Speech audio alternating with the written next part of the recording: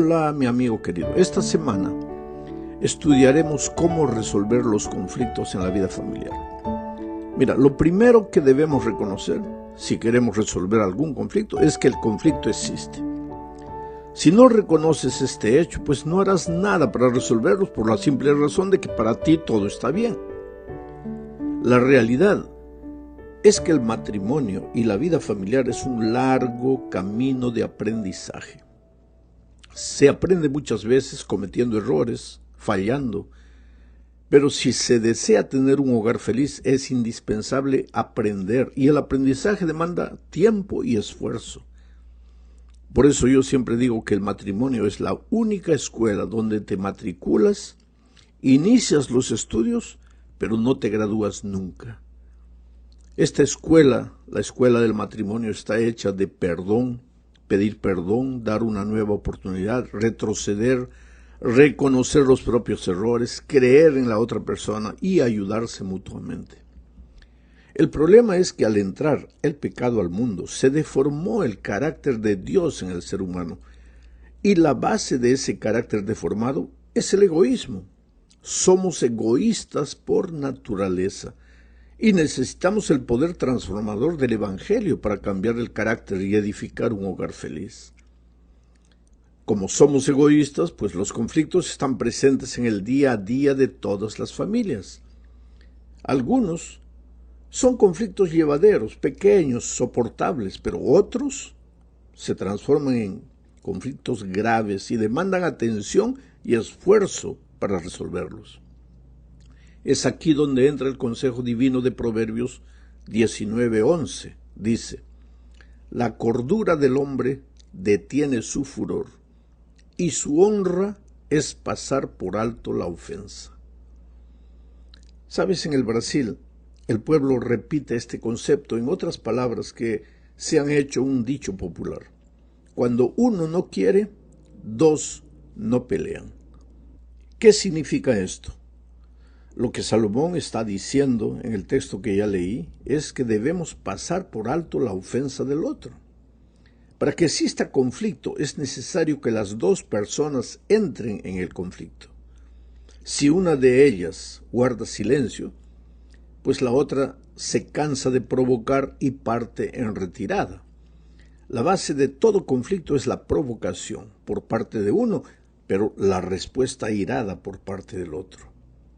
Salomón ilustra el inicio de cualquier conflicto con una figura de la naturaleza. Mira lo que dice Proverbios 17:14. El que comienza la discordia es como quien suelta las aguas, suelta la represa, suelta el aluvión. El que comienza la discordia es como quien suelta las aguas. Deja pues la contienda antes que se enrede. El otro día un hombre me dijo: pero pastor, si yo me quedo callado, mi esposa se va a acostumbrar a ganar, va a decir lo que quiera y finalmente va a creer que porque me callo ella siempre tiene la razón. Y es verdad, existe ese riesgo. Es necesario dialogar. Cuando hay un conflicto hay que colocar las cosas en la mesa, pero no en la hora del conflicto, porque en la hora del conflicto reaccionas casi irracionalmente para defenderte, no para defender tus ideas. Hay que dialogar, pero cuando los ánimos estén calmados. Entonces no sueltes la represa, no sueltes el aluvión. Cuando alguien te provoca, pues quédate callado hasta que pase la rabia, la ira, la impaciencia, lo que quieras llamarle, ya con cabeza fría, porque siempre entre los esposos hay un momento de tranquilidad, de sosiego, de paz. En ese momento, ahí es cuando tienen que dialogar sobre el asunto. Bueno, vamos a la segunda parte. Aquí comentaremos acerca de 3 principios que pueden ser aplicados en la vida familiar para resolver los conflictos. El primero lo encontramos en Colosenses capítulo 3, versículo 13. Dice: soportándoos unos a otros y perdonándoos unos a otros, si alguno tuviere queja contra otro, de la manera que Cristo os perdonó, así también hacedlo vosotros. Sabes, la vida de un matrimonio feliz está tejida de perdón. perdón del uno hacia el otro. A veces es necesario perdonar a quien no merece. Y eso es justamente el perdón. Porque si la otra persona mereciera el perdón, entonces el perdón no sería perdón, sería simplemente retribución por algo que el otro merece. Pero perdón es dado por gracia y es olvidar, echar lo que sucedió al fondo del mar, borrar de la memoria. El perdón es clave en la solución de los conflictos. Bueno, el segundo principio para la convivencia feliz de una pareja, de una familia, lo encontramos en Romanos 3:23. Dice, por cuanto todos pecaron y están destituidos de la gloria de Dios. Ahora, mi amigo querido, si todos pecamos, entonces todos tenemos el carácter deformado por el pecado y todos necesitamos del perdón, no solo de Dios, sino también de las otras personas. Pero por otro lado, necesitamos perdonar a las otras personas. Necesitamos saber que ellas no son perfectas. Las otras personas son gente herida por el pecado, a veces con traumas horribles que traían la vida y que no podíamos ver cuando éramos novios, pero que notamos después de casados. Y necesitamos que el amor redentor de Cristo pueda usar nuestro pobre amor humano como un instrumento de redención y crecimiento del cónyuge. Finalmente, el tercer principio está en Filipenses 2, 4 al 8. Voy a leer el texto comentándolo. Dice, no mirando cada uno por lo suyo propio, sino cada cual también por los otros. Aquí se está hablando del egoísmo. Si tú te casas queriendo ser feliz, no vas a ser feliz. Tú tienes que casarte queriendo hacer feliz a la otra persona.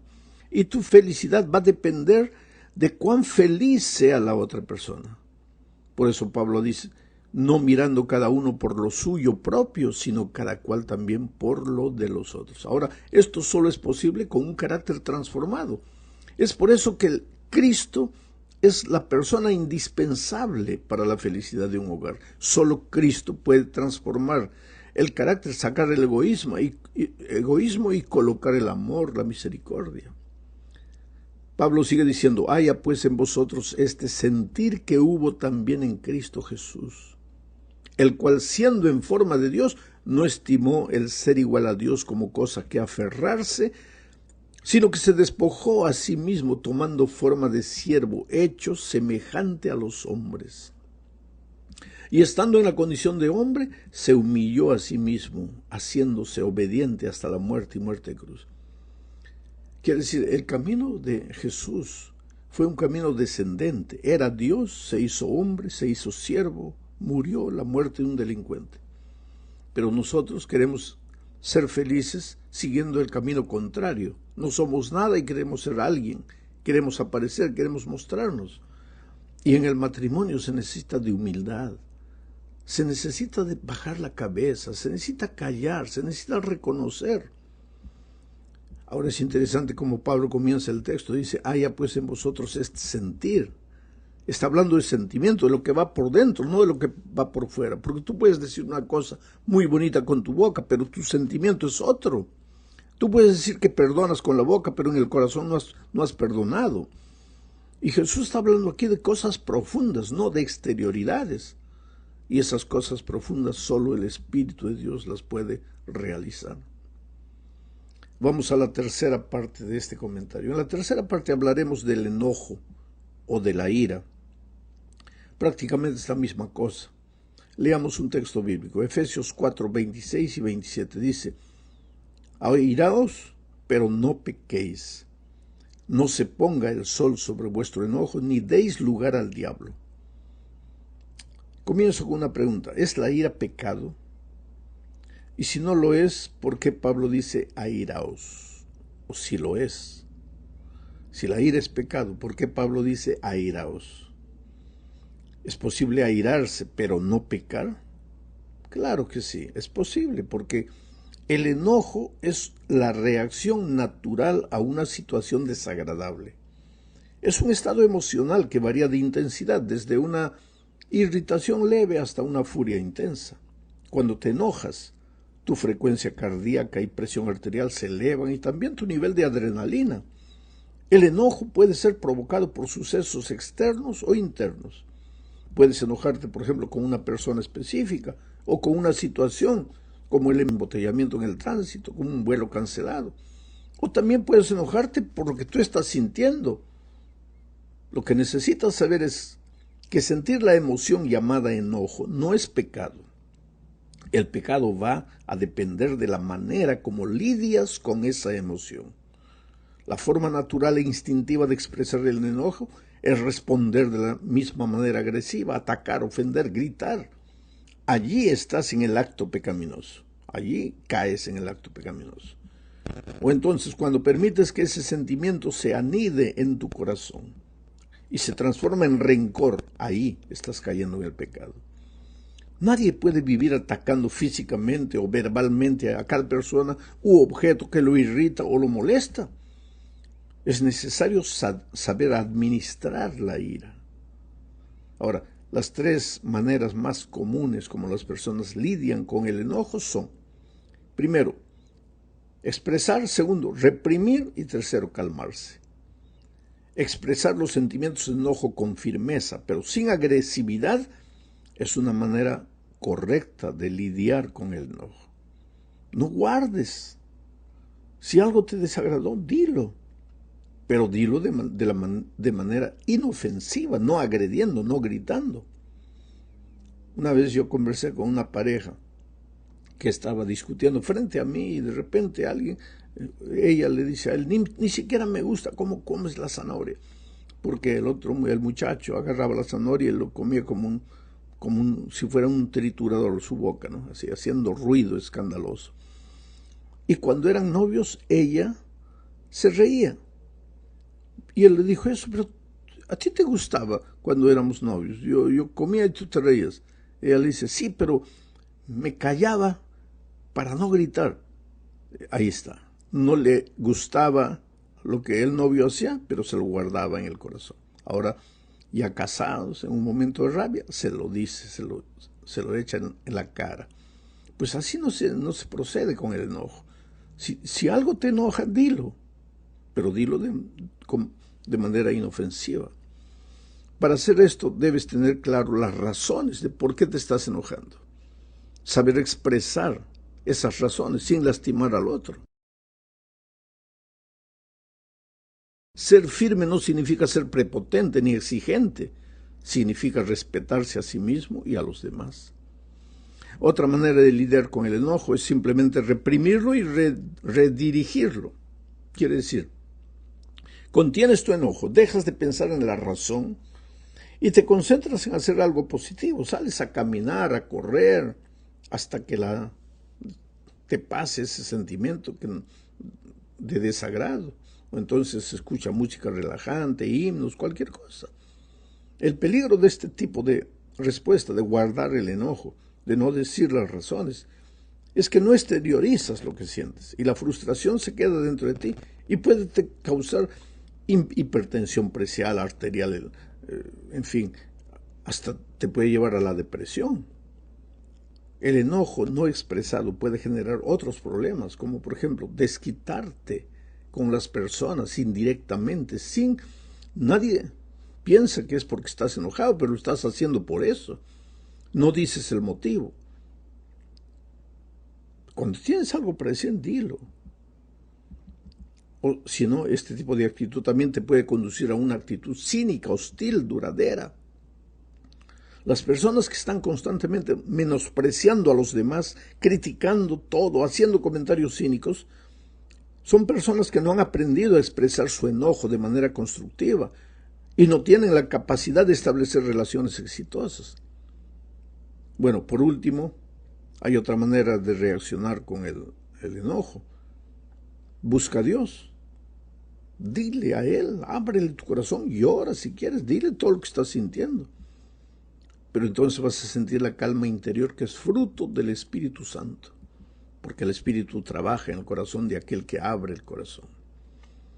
Tienes que ser un cristiano que crezca. No te asustes con tus sentimientos de enojo, de ira. Hasta los santos se enojan, pero los santos saben abrir el corazón a Dios, contarle a Dios todo, y después, más calmos, presentan al cónyuge las razones del enojo y dialogan con maturidad, con madurez y con equilibrio. En la cuarta parte, veremos que cuando el tema del enojo no ha sido resuelto en la familia, puede conducir a conflictos mayores, entre ellos el abuso. ¿Qué puedes el abuso? Yo te pregunto de esta manera, ¿qué puede ser el abuso? El abuso físico, el abuso emocional, el abuso psicológico. ¿Qué puede ser? Nada más que la expresión equivocada de algo que estás sintiendo dentro y que no te gusta. Sabes que ningún tipo de abuso es justificable. Es verdad que vivimos en un mundo de pecado donde la injusticia y la violencia son parte del peregrinaje de este mundo de dolor. Pero nada justifica que una persona abuse de la otra. Y cualquier tipo de abuso debe ser denunciado para ser reprimido. Pero el tema hoy es, ¿qué puede hacer Dios en la vida de las personas para transformarlas? Leamos Juan 4, 7 al 9. Voy a leer el texto comentándolo. Dice, amados, amémonos unos a otros, porque el amor es de Dios. Este es el ideal, vivir en un espíritu de amor, en la iglesia, en la familia, en la sociedad. Porque Dios es amor, y si decimos que Dios es nuestro Dios, pues tenemos que ser instrumentos de ese amor. Juan sigue diciendo, todo aquel que ama es nacido de Dios y conoce a Dios. Y si hay en la iglesia una persona que maltrata, que abusa, entonces es una persona que no ama. Y si no ama, ¿ha nacido de Dios? Si hay una persona en la iglesia que critica, que juzga, una persona prepotente, ¿ha nacido de Dios? ¿Conoce a Dios? ¿O conoce solo la doctrina? Se han memorizado conceptos teóricos, pero esos conceptos no se han hecho carne en la vida de esa persona. Sigo leyendo a Juan. El que no ama no ha conocido a Dios, porque Dios es amor. En esto se mostró el amor de Dios para con nosotros, en que Dios envió a su Hijo unigénito para que vivamos por Él. El amor tiene que demostrarse, no con palabras, sino con hechos. El amor renuncia, el amor entrega. Dios amó tanto al mundo que entregó a su Hijo. Oh querido, lo peor que le puede pasar a un cristiano es quedarse en el mundo fascinante de la teoría y no vivir el amor de Dios. Por eso cada mañana hay que ir a Dios y decirle, Señor, mira, yo soy un ser humano, egoísta, he nacido egoísta. Tengo tendencias pecaminosas en mi vida, tengo un carácter horrible, pero no quiero ser así, transfórmame. Todos los días, de mañana, de noche, llora a los pies de Dios y tú vas a ver cómo, sin que te des cuenta, el amor de Dios se va a ir reflejando en tu vida. Llegamos al fin de este estudio hablando de la paz que debe reinar en los hogares. Solo que para que la paz reine en el hogar, primero debe reinar en la vida de los miembros de la familia. Y aquí voy a mencionar un texto que no aparece en la lección. Dice Mateo 11, 28 y 29. Venid a mí todos los que estáis trabajados y cargados, y yo os haré descansar. Llevad mi yugo sobre vosotros, y aprended de mí que soy manso y humilde de corazón, y hallaréis descanso para vuestras almas. Las personas a quienes Jesús se dirige están cansadas y trabajadas, afligidas, desesperadas, estresadas. Y ese estrés se manifiesta en violencia, en abuso, en gritería, en impaciencia, en fin. Ahora Jesús le dice, ven, ¿estás así? Ven a mí, yo te voy a hacer descansar. ¿Pero de qué manera? Te voy a colocar mi yugo. ¿Para qué? Para que no te separes de mí. Y de tanto andar conmigo, vas a aprender una cosa, a ser manso y humilde de corazón como soy yo. O sea, tu carácter va a ser transformado. Y cuando hayas aprendido a ser manso y humilde de corazón, vas a encontrar descanso para tu alma. Ahí está la solución. Estás cansado, estresado, no aguantas más, estás destruyendo tu hogar por causa de tu carácter. Ve a Jesucristo, camina con Él, a través de la palabra, del estudio de la Biblia, de la oración, buscando una persona para Cristo. Camina con Él, no lo dejes, no te vayas lejos de Él, y entonces vas a aprender a ser manso y humilde, y ahí vas a encontrar el descanso que tanto buscas. Que Dios te bendiga ricamente.